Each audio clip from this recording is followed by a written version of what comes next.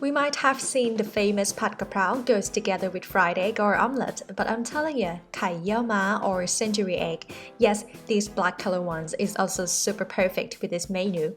Topping with crispy basil leaves, whoa, more texture, super yummy. For those who've never seen this type of egg, I'll introduce it to you real soon. But first, let's have a look at the ingredients. I am using 2 century eggs. It is very common to find from most Asian grocery stores, especially Chinese. The shells are gray greenish, or some shops might paint them pink, I assume just to make a remark. Apart from these colors, I've never seen any other color for century egg. If you have seen other colors, let me know in the comment. Okay. Minced chicken or pork, your choice. And my choice today is chicken. And chilies, yes, I am using this much, but you don't have to go crazy like me, just as much as you want. 4 or 5 cloves garlic. Basil leaves, if you can find holy basil, I recommend to use those. Cooking oil, sugar, Golden Mountain seasoning sauce. This one, if you don't have it, that's fine. It's more for the good smell anyway. And oyster sauce, fish sauce, and dark soy sauce for the color. So, are century eggs really age 100 years? Answer is no, more like a few months. It's actually a fermented duck, chicken, or quail eggs that have been preserved in mixture of clay, ash, salt, quicklime, and rice hulls. This process causes the yolk of the eggs become creamy, cheese-like texture, and transforms the white egg into dark-colored jelly. And the snowflake patterns here are actually dendrites of various salts. In Thai, we call Kai Yiao Ma, which means horse urine eggs. I really have no idea why we call it like that, but I promise it has nothing to do with horse urine, so please feel comfortable to try. It's traditional Chinese, but also very popular internationally, especially in Asia. Phew, that's roughly information about century eggs. If you want to know more, let me know in the comment. Maybe I'll make a video about it, hey? Let's back to the recipe. Cut in half, we are going to fry them later. Chilies and garlics, a mixing between bird eyes and cayenne half-half. The bird eyes for the very hot, sharp spice, and cayenne has nicer fragrance and less sharpness of spice, but you can just use one type, either of them. Pare them roughly. I cut them first because, well, you can see the size of my mortar. If you have a big one, just go ahead pounding.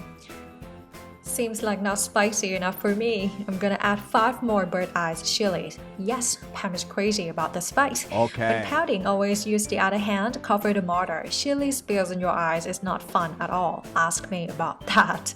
Or if you don't have mortar, just match with a knife and cut roughly. After touching these chilies, don't forget to wash your hands with soap, possibly right away.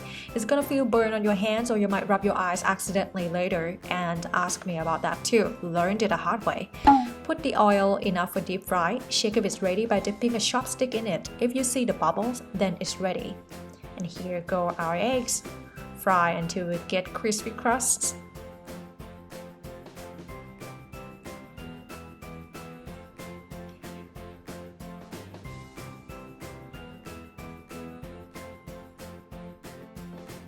Then rest on the paper towel. Next, use half of our basils, put in the hot oil, fry to crispy as well. Make sure to pat them dry first though, otherwise you will get oil splashes everywhere. Well, look at my stove. It's okay, my channel doesn't have to be perfect. I can admit when I make a boo-boo and warn you not to make the same mistakes.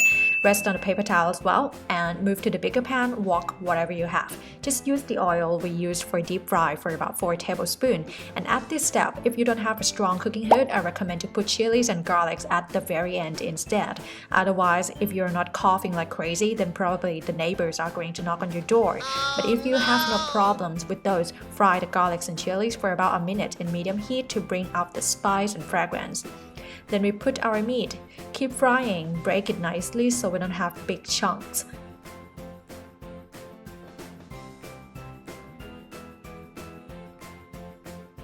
And once it turns white or about 80% cooked, season with 2 tablespoons oyster sauce, Golden Mountain seasoning sauce 1 tablespoon. If you don't have, it's totally okay not to add.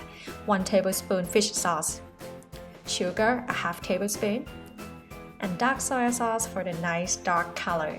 If you don't have, no problem as well for this one. And then now we turn up to high heat and mix them up together. Some people love it more watery, some love it dry. The longer it's on the pan, the drier it gets, so totally up to you. And once the seasoning mixed well with the meat, turn off the heat. And we are going to add the other half of basil leaves. This is important because in Thai language, pad means stir fry and kaprao means basil leaves. We cannot have pad kaprao without kaprao. Makes sense? Wow, ready to serve.